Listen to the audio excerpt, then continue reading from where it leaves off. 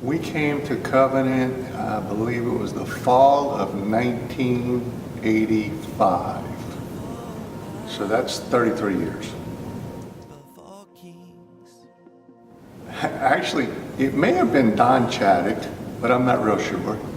But we were living south of Highway 92, and we were attending First Church downtown.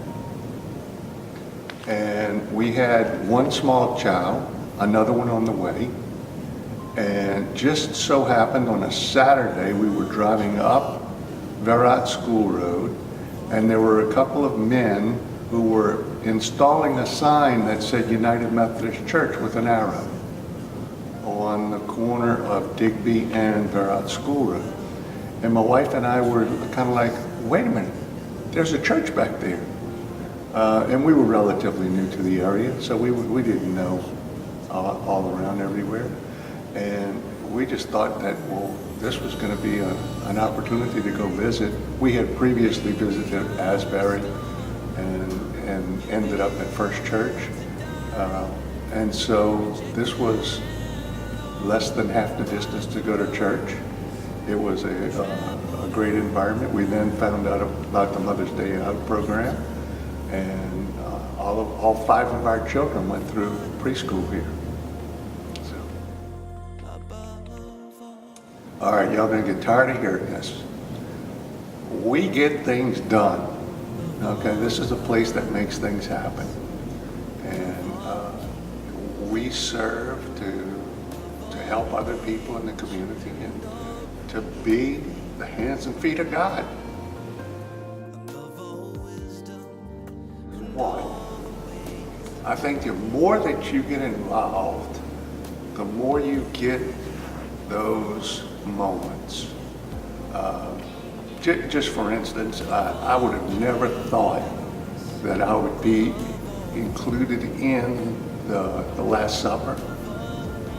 But in the first year, Willis asked me to be it. He said, great, listen, you don't even have a speaking part. You don't have to worry about it. And then he gave me a whip and told me to beat Jesus.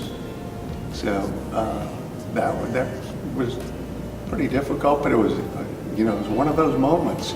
I graduated up and got a speaking part, and so I can say that that's one of those things that really hit home. I think also that maybe you have to go way back, but to realize that our church wasn't always maybe as financially sound as what we are now.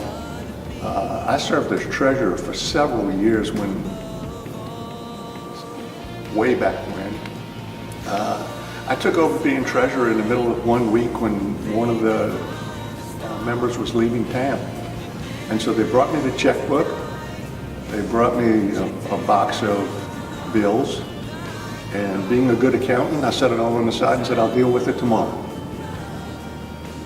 And tomorrow came, and I got a phone call from the church that said, we need to pay the utility bill because they just stuck a sticker on the front door saying they're going to turn off the electricity if we don't pay the bill. And so I just grabbed the checkbook and I wrote the check and sent it off, and I didn't bother to look to see how much money was in the checking account, but the operating account at that point had less than $100 in it. And so we struggled for some time.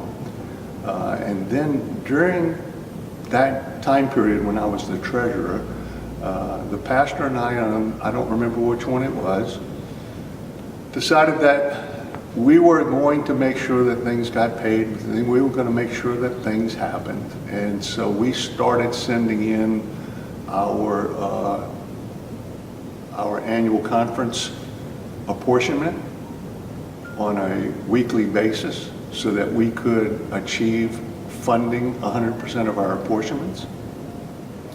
At the end of the year, we received a call like the first or second week in December congratulating us because we, for the first time since the church had been open, made 100% of our apportionments, and we had money in the bank. And so That's another one.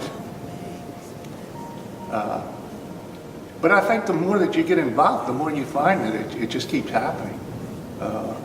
I probably shouldn't say this, but during Pumpkin Patch, I'm probably the worst salesman because I give things away. But I just enjoy seeing the smiles on the kids' faces.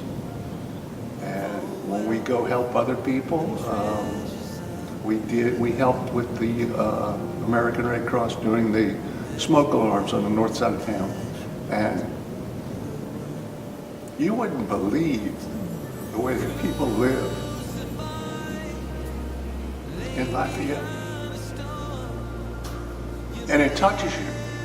And so, yeah. So I could keep going on.